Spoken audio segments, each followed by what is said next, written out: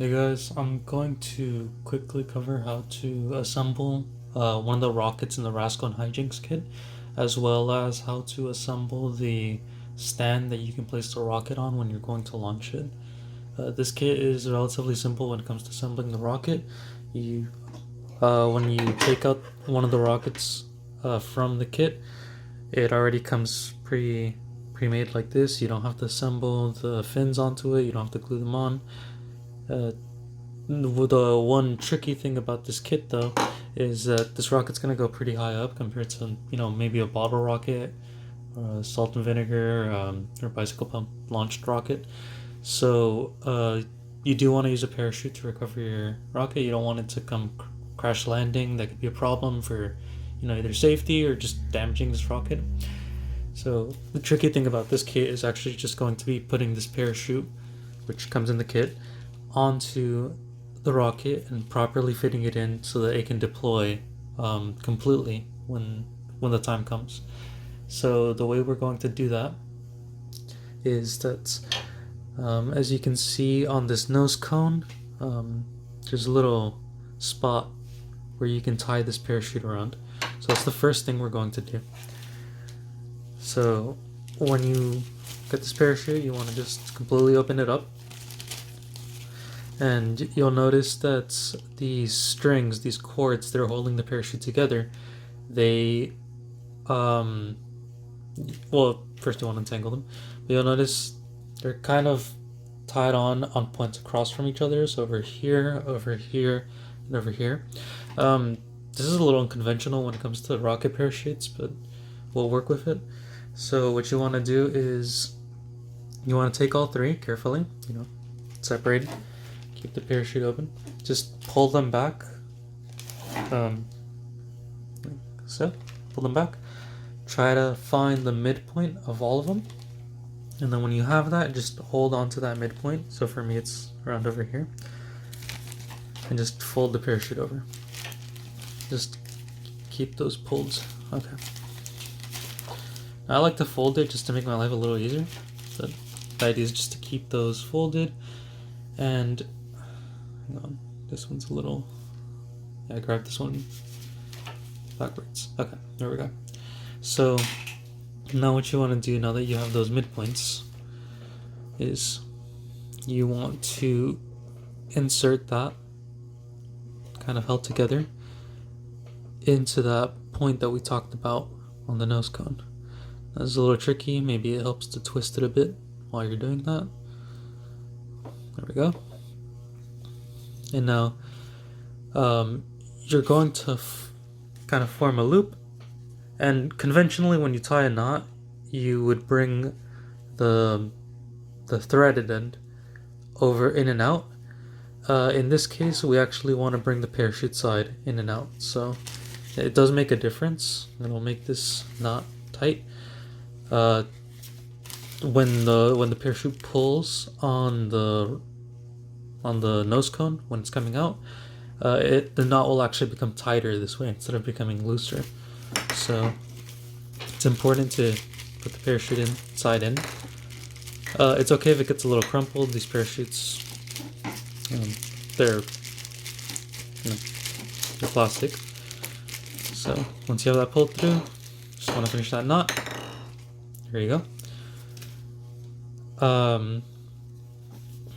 So a quick thing about what I just did, that was just for example. I kind of exaggerated the loop a bit, but you would want to actually not have all this extra cord pulling out. You want there to be a lot more space, a lot more thread on the parachute side.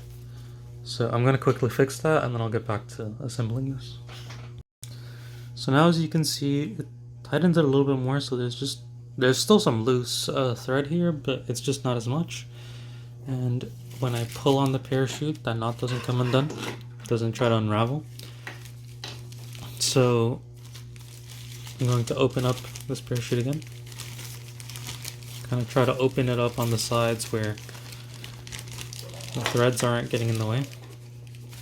So it should be here. Okay. And so now when it comes to folding this parachute in a way that it'll open up easily when it has to deploy. It won't get stuck on anything or stuck on itself, even worse. What you want to do, I'm going to show you how to fold that, is fold it into thirds and just make sure not to get that thread in the way. So when the thread comes with it, just pull it off. Fold it into thirds.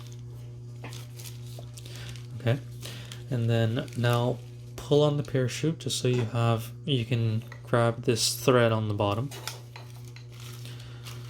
And what you want to do is pinch that thread together, kind of bring it in to the space you're folding. Just leave it there inside and tuck that in by folding into thirds again. So now that thread is in there. Then fold this in half and then fold the bottom edge in half again, just so you have this really thin parachute. And long ways, fold into thirds. Okay, so now it's ready to go inside the body tube. Just going to put that inside. See, it's a little tight here, so I'm just going to be a little careful. But you don't want it to be a tight fit, you want it to be actually kind of really loose. So right there, just slid in nicely. And then this elastic band goes in after it. You can just kind of stuff this band in there, but it's easier to just take 2 fingers, wrap it around. You have this nice, neat band just looped over. Stuff that in there. And finally just, let me push that in a little bit more. And then finally just put your nose cone in by the shoulder. And your rocket is assembled. The last part about assembling the rocket would be putting the motor in. Now, when it comes to motors, on the box, there's a couple of options of motors you can use. If you go to a rocketry club that's doing a launch, typically there might be someone selling rocket motors there. You can also purchase them online. Here's an example of some rocket motors. These are too small for this rocket, but it's just a visual. When we do the launch for these Rascal and Hijinks rockets, we're going to buy the motors on site. So I'll just open this up so you guys can kind of check out what these are supposed to look like.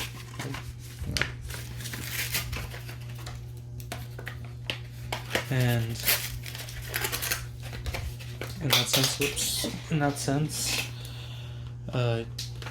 we'll put in one of these motors, but we won't launch on one of these. It's dangerous, it could fly out. But it would be for demonstration, so you guys know how to load a motor. And these things are dangerous. These aren't toys, so if you're underage, please ask an adult to help you with this. So this is what the motor kind of looks like.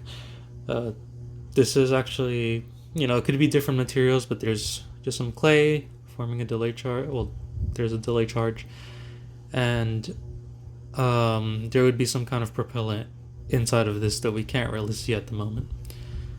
So the way you would load this one's too small. We're supposed to be using an 18mm motor for this, but if you had an 18mm motor, you would pull back on this metal bit here and then just slide it in.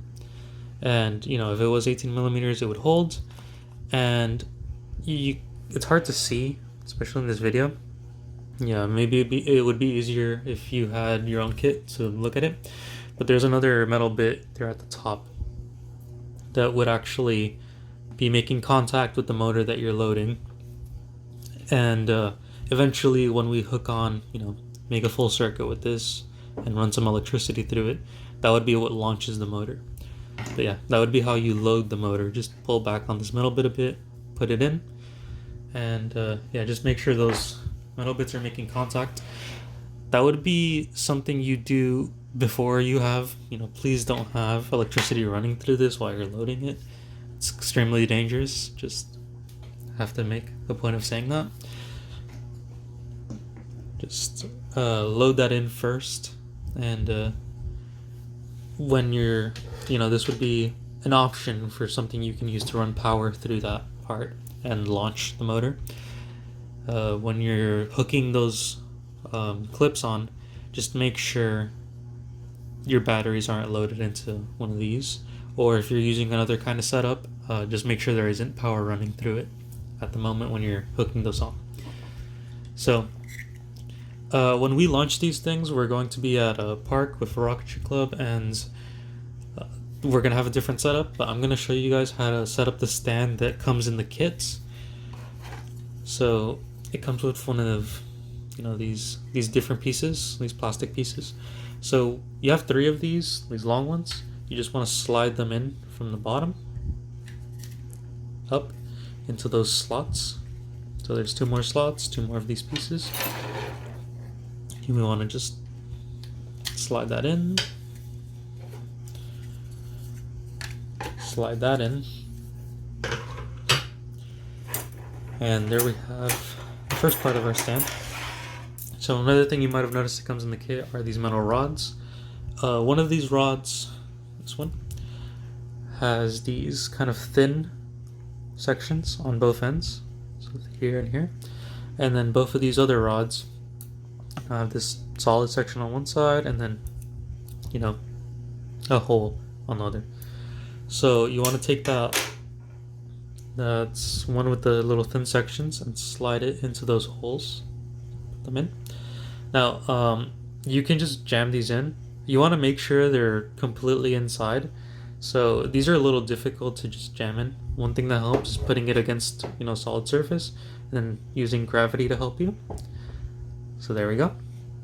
So as you can see, let me see if I can, yeah, as you can see, that's really close together, and you just want to do that for both of them. So over here, oops, okay, don't have the steadiest hands. Yeah, there we go. So now that you have this long rod all together, you want to just, you know, undo this this nut a bit to loosen the holes here, and then just slide this rod into the thinner hole, and just try to make sure it's upright. Just keep it upright and re-tighten that section. So there we go. Now I feel it's tight. Let me straighten that a bit more. And there we go. So now the next part would be to take this bit and just slide it in from the top. So I'm going to stand up a bit to do that. Alright, perfect. Next thing to do, take this disc, and you'll notice that this hole cut out in this disc kind of matches the shape of this part. There's a reason for that. We're going to slide that in from the top, put that into that hole, and then once it's inside the hole, you'll notice that there's some space at the bottom. You just want to rotate this part so then that all moves as one unit, can't come loose. So gravity will hold that down. And the last thing is, you know, assuming, let's say you had your motor already loaded, you would just slide your rocket. Well, there's these rails, these black rails, and you would slide this rail onto the metal rod.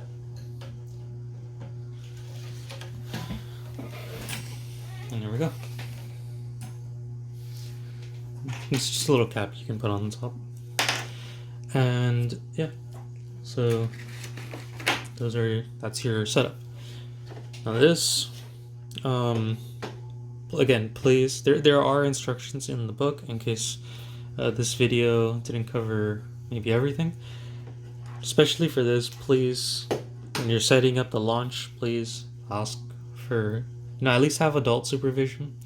And if you can have an adult help you set this up, remember, motor first, then hook on these. So make sure this doesn't have batteries then, and then hook on these clips. You would hook these on, just grab these, you know, use your fingers to open them up, and hook these on to little metal bit here. You would hook these on like that. And again, just I have to reiterate this a million times. Make sure there's no power running through that when you have the motor in.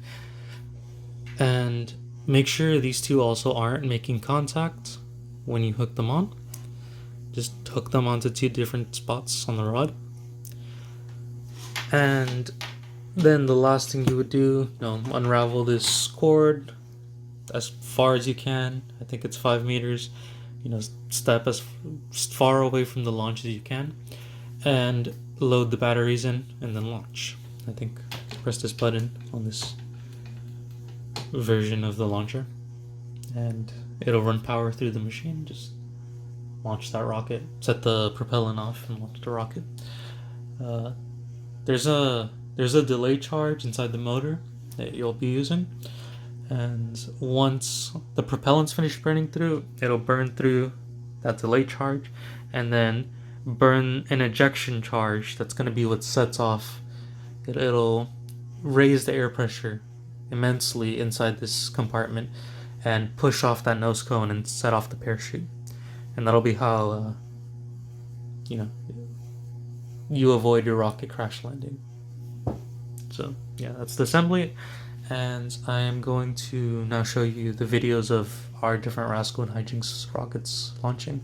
We use the C65 motor, which I don't recommend. It's going to launch extremely high up, and as cool as that is, it's hard to recover, and it's even hard to kind of spot it in the sky with how high it goes. I recommend using the A or B motor on the box, but it's up to you at the end of the day. It's just, there's a running joke with this kit that if you use the C65 motor, it's because you don't want to recover your rocket. 5, 4, 3, 2, 1. Oh, okay. There we go. Oh, I can see that. 4, 3, 2, 1. Alright, that one. 2, 1. Ooh, okay.